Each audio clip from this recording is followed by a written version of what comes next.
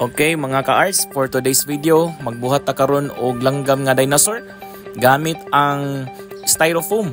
So kani akong gigamitan din nako og kaning murag soldering iron, no? Pare-pareho sa soldering iron pero makakat siya og styrofoam. Nindot kini siya gamiton, mas mapaspas imong trabaho. So akong gi-prefer gibuhat is styrofoam. So nindot kay ang styrofoam mga ka-arts.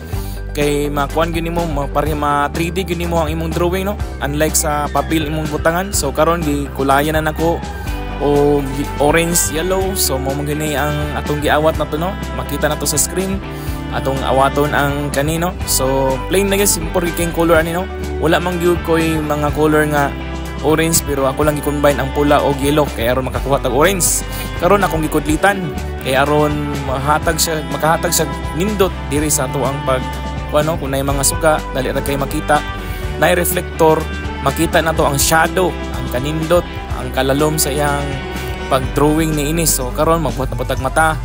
So nga na lagi na mga ka-arts, no, simple lagi kayo, lingin, butangan nimong lingin, kudlitan gamay, butangan din ako dayog pintal nga itom para inon nga alive na tong dinosaur. So mo na ni, so ini ni mo na ni ang ato ang ano, butangan lang to gamay yung outline para mas mo enhance gamay ang ato ang styro nga drawing. So morning result, tara.